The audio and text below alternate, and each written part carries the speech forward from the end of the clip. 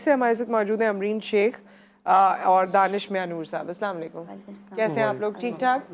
2 महीने में ये बात सही कहा आपने कि एक मिसकंसेप्शन बना हुआ है कि हम कार्ब्स छोड़ देंगे तो हमारी जो डाइट है वो हेल्दी हो जाएगी या क्लीन डाइट पे आ जाएंगे। ऐसा कुछ भी नहीं है। कार्ब्स का इंटेक तो मस्ट है। कार्ब्स तो इतना ज़रूरी है आपको, आपकी बॉडी को एनर्जी देने के लिए। बेसिकली बहुत सारे मैंने देखा भी है कि फौरन से यही बोला जाता है कार्ब्स छोड़ दो, अपने डाइट पे से कार्ब्स निकाल दो। ट्रेनर्स भी बोल रहे होते हैं। ऑब्वियसली मैं ये भी देखती हूँ कि ट्रेनर्स भी पता नहीं कैसे ये कहते हैं कि हाई प्रोटीन डाइट लो और कार्ब्स बिल्कुल लो कर दो, रिजल्ट जल्दी आता है, लेकिन वीकनेस भी होती है।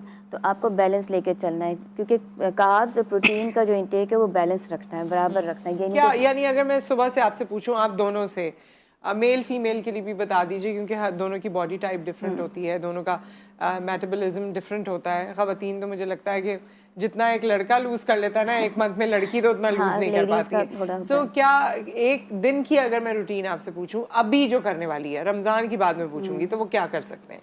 डाइट के हवाले से जैसे अब सुबह कार्ब्स का इंटेक करना है आपको तो सुबह कर लें या लंच में कर लें।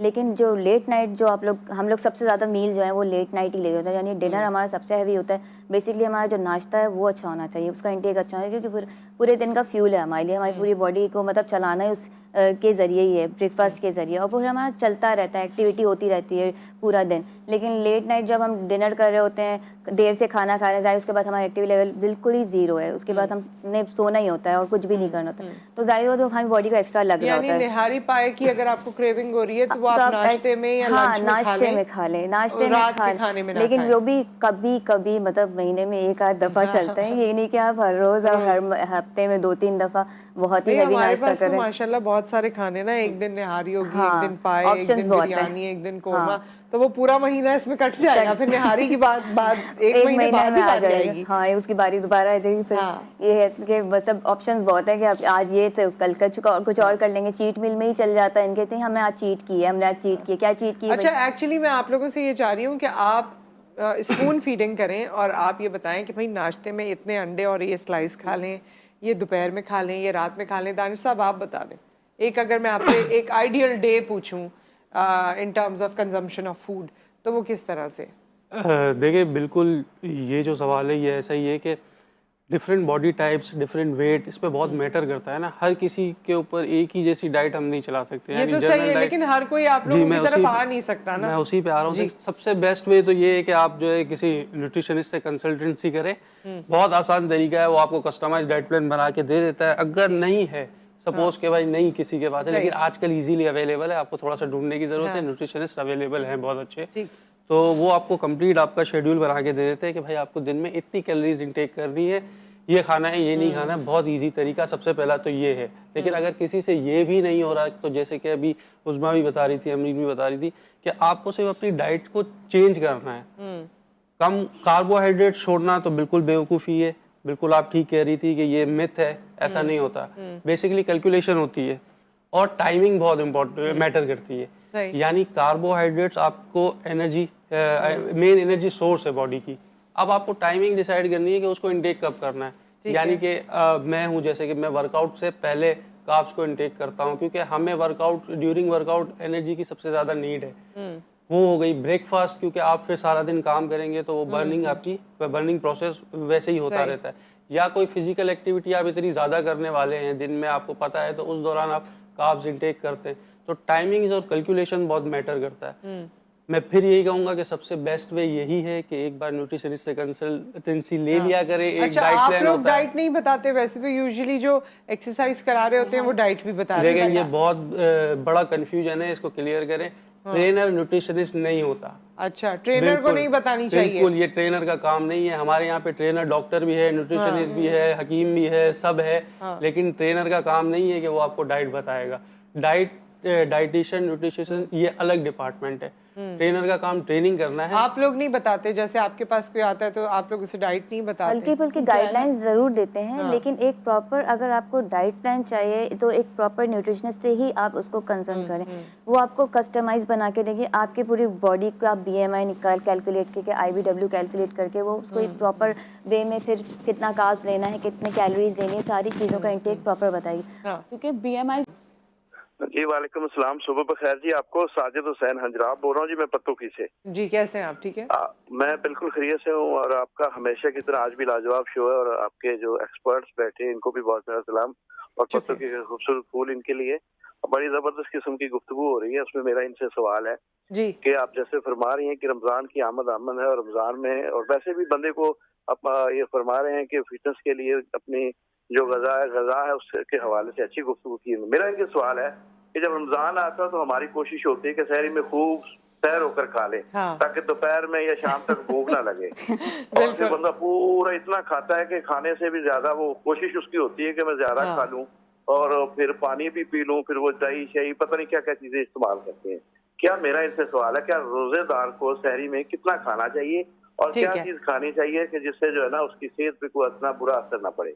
ठीक है वैसे जी। भी रोजे रखने से बुरा असर तो नहीं पड़ता, लेकिन ये है कि हम लोग अपनी अपनी जिसामत से ज्यादा बिल्कुल फिर वो सही बात कोशिश होती है ना नहीं, कि और वो रोजे रखने का इसमें भी जरा मकसद है ना, अल्लाह ताला ने ये महीना किसी मकसद के तौर पे, इबादत तो अपनी जगह है लेकिन उसके फवाइद भी हैं, तो वो जी, फवाइद हम फवाइद हासिल तो नहीं करते। ठुकराए नहीं जा सकते, लेकिन हम शहरी में ऐसी क्या चीजें खाएं सहरी में और सैर होकर इफ्तारी में खाते ऐसी हैं। कौन सी चीजें खाएं वो इस पे जरा जरूर बताएं। ठीक है और ठीक है मस्ती प्रेस क्लब सराय बोगल की तरफ से इन सबको बहुत सारा जी, सलाम। बहुत बहुत शुक्रिया साजिद साहब। और वैसे मैंने एक जगह देखा या पढ़ा बल्कि कि वो लिखा था कि मुसलमानों के लिए लोग ये समझते हैं कि अच्छा जिसमें बहुत ज्यादा खाते हैं वो महीना है ना रमजान।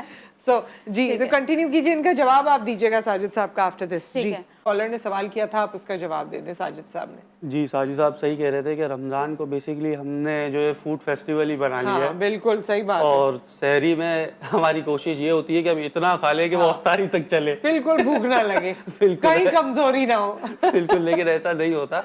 आप जितना भी खा ले भूख तो आपको लगेगी, क्योंकि सब्र का ये बेसिकली तो इसका सब्र का ही और मकसद क्या है। ज्यादा खाने से ज्यादा भूख लगती है आई थिंक। नहीं, लेकिन आप जैसे कि पानी का इंटेक इतना कर लेते हैं, पेट फुला लेते हैं, भाई पानी आपके पेट में ठीक है वो चला गया, लेकिन प्यास तो आपको लगेगी। आप जितना भी पानी है स्टोर कर लो, आप कोई केमिकल तो नहीं है कि वो शाम तक उसको संभालेंगे। तो ऐसा ना करें, ख्याल करें, क्योंकि रमजान में आप देखेंगे कि फर्स्ट वीक में ज़्यादातर लोगों के स्टमक डिस्टर्ब हो जाते हैं। वो इसीलिए कि अफ्तारी आखिरी समझ के खा रहे होते हैं। सहरी में ये कोशिश होती है अफ्तार तक चले खाना, तो ऐसा नहीं होने वाला। अपने ऊपर रहम करें और जो इस मंथ का मकसद है उसी को फॉलो करें। यानी आप ये कहते हैं कि आप खुद क्या करते हैं सहरी में, ये बताएं। मैं सहरी में एक रोटी लेता हूँ, ठीक है, एग वाइट्स का ऑमलेट ले लेता हूँ और थोड़ी सी दही ले लेता हूँ। अच्छा, ये आपकी सहरी ये सहरी है और ये सही है। हाँ ये सही है, बाकी एक रोटी है और अब मैंने निहारी भी खानी है, तंदूर की रोटियां भी खानी है, फिर उस पे पराठे। लस्सी पराठे पता नहीं क्या क्या। हाँ तो ऐसे नहीं चलेगा। फिर यही जो अभी और हम बात इफ्तार कर में रहे फिर थे, आप क्या खाते हैं? ब्रेक भी लेंगे हम आगे। इफ्तार में आप लोगों से इसलिए पूछ रही हूँ क्योंकि आप फिटनेस ट्रेनर हैं, जो आप करते हैं वो बताएं। जी सेम अफ्तार में भी मैं जो है ब्राउन ब्रेड और एग वाइट्स का ऑमलेट। अच्छा, तो वो जो पकौड़े समोसे आपके घर में नहीं बनते? नहीं, वो पकोड़े समोसे बिल्कुल वो घर में है फड्डा वालदा से कि एक मंथ है और इस पे खा लो, वो आज तक डिबेट चलती है। लेकिन बिल्कुल यही चीजें तो है जिनसे बचना है, जो अभी अच्छा, हम बात तो कर रहे जहाँ सारे फैमिली जो है पकौड़े समोसे लेके बैठती है, वहाँ आप ब्राउन ब्रेड लेके बैठते हैं? हैं। बिल्कुल ऐसा ही है। अगर इवन के दावतें भी होती है तो मैं जो है वो अपना अफ्तारी अलग से करता हूँ। ब्राउन ब्रेड के साथ आप क्या एग खाते हैं? वाइट्स का ऑमलेट खाता हूँ उस वक्त भी यही खाते हैं? जी। हम और अमरीन, अब आपसे रिक्वेस्ट करेंगे कि आप पोजीशन संभालिए और आप हमें क्या बताने जा रही हैं? ड्यूरिंग रमज़ान जो है हम कौन से ऐसे स्टेप्स हैं जो जिनको मॉडिफाई करके as a low impact workout कर सकते हैं, माइल्ड एक्सरसाइजेज। अच्छा, रमजान में जो है वर्कआउट करना है वो रोजे के दौरान करना है या उससे पहले या बाद बेस्ट में? टाइम पीरियड ही है कि अगर आप रोज़े की हालत में वर्कआउट करते हैं तो मतलब उसका जो इफेक्ट है वो भी बहुत अच्छा आता है बॉडी में। बेसिकली हमारी बॉडी जो है फास्टिंग में कैटाबॉलिक स्टेट में है, लाइक हमने बहुत टाइम से कुछ खाया हुआ नहीं, तो हमारा जो फैट बर्निंग प्रोसेस है वो भी फास्ट हो जाता है। हम वर्कआउट करने से पहले एक्सटर्नल रिसोर्सेज का इस्तेमाल करते हैं एनर्जी के लिए, लाइक बनाना खा लिया या कुछ, और वही चीज़ जब हम जैसे हम एक्सरसाइज, अब हम रोज़े में तो हमारे पास जाहिर से हमने कुछ नहीं खाना, हमारे अंदर जो बॉडी में स्टोर्ड फैट है बॉडी उसी को as a source of energy इस्तेमाल करती है, इसलिए हमारा फैट बर्निंग फास्ट हो जाता है। मैंने सुना है कि इफ्तार से पहले करना चाहिए, सो दैट आपको बहुत ज़्यादा मसला भी ना हो। इस इफ्तार से पहले कर लें तो वो और भी अच्छा टाइम पीरियड है, लेकिन ख़वातीन के लिए इसलिए मुश्किल हो जाता है क्योंकि वो टाइम उनका सारा किचन का होता है। सही है, वो इफ्तार बनाने में और उसमें सारा टाइम लग जाता है। तो बेसिकली अभी मैं वो कुछ स्टेप्स बताऊंगी जो आप हाई टू लो इम्पैक्ट कैसे लेके जा सकते हैं, जो हम नॉर्मल रूटीन में हाई इंटेंसिटी के तौर पर कर रहे हैं और उसको हम एज अ मतलब लो इम्पैक्ट कैसे लेके लेके जाएंगे, उसको किस तरह से मॉडिफाई करेंगे, घर पे भी इजीली ठीक कर है, सकते हैं। ठीक है, ठीक है। है, तो फर्स्ट जो हमारा स्टेप है वो है हमारा जंपिंग जैक्स, जो हम नॉर्मल रूटीन में फास्ट जैक्स करते हैं इस तरह से ओपन क्लोज। ये हमारा हाई इंटेंसिटी है, नहीं हो सकता, जाहिर है रोजे की हालत में इतना उछल कूद पॉसिबल नहीं होता। इसको हम इस तरह से मॉडिफाई करेंगे, step in and step out. ठीक है, ये इस तरह से करना है। 20 सेकेंड्स के हमने इसके सेट्स बनाने हैं 3 to 4 राउंड के। इसी तरह से हमारा सेकेंड राउंड है हाई इंटेंसिटी पे जो हम करते हैं जंप स्क्वाट्स।